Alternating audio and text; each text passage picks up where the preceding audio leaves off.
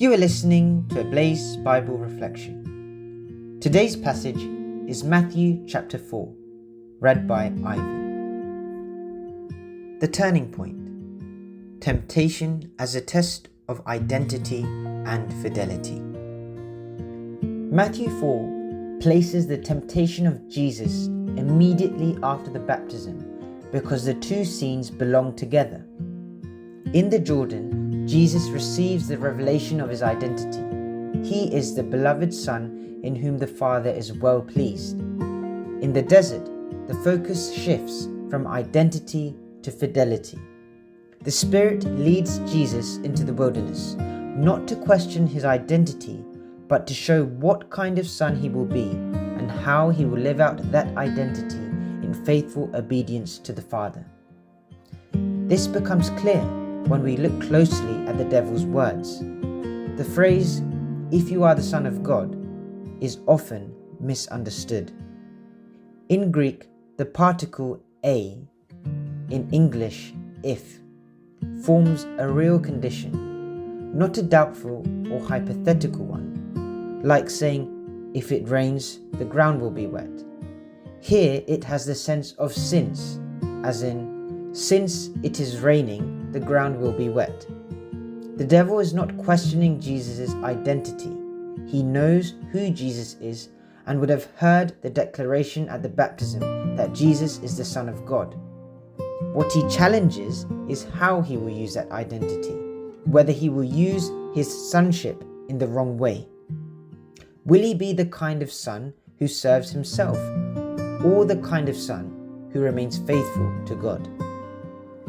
This question matters because the Bible has seen many sons of God who failed.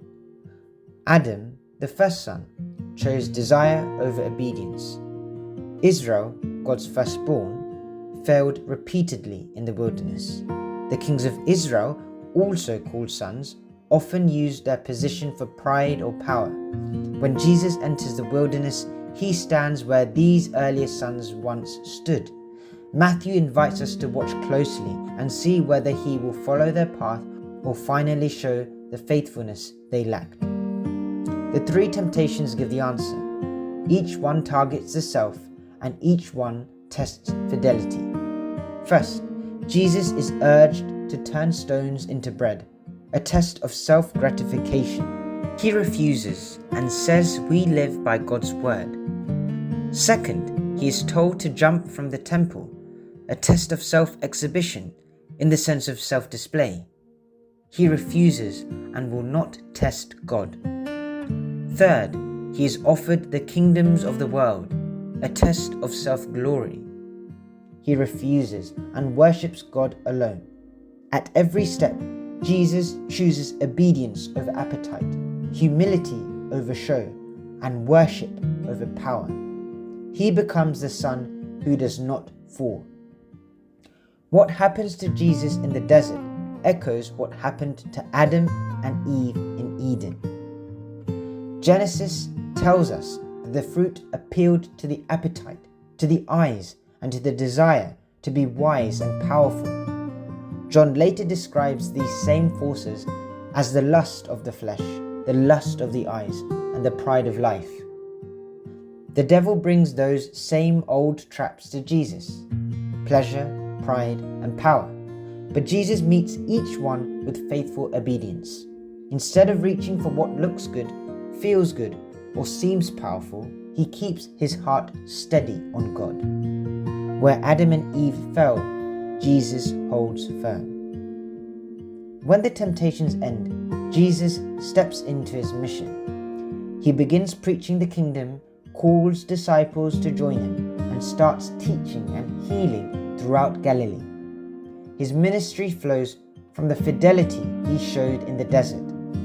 Matthew 4 therefore presents the temptation not as a question of identity, but as the decisive demonstration of fidelity.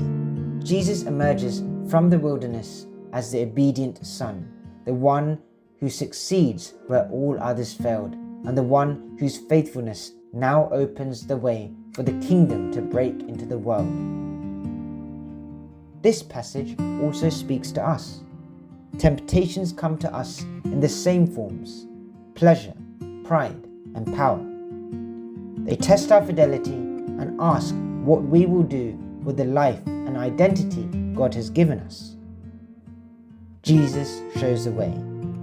He shows that temptation is not just a threat but also a turning point. It can make us or break us. It can elevate us or relegate us. Temptation can become an opportunity for growth or a moment that pulls us away. And like Jesus, when we choose obedience, we step forward into the life and mission God has prepared for us, a future filled with meaning and lasting joy.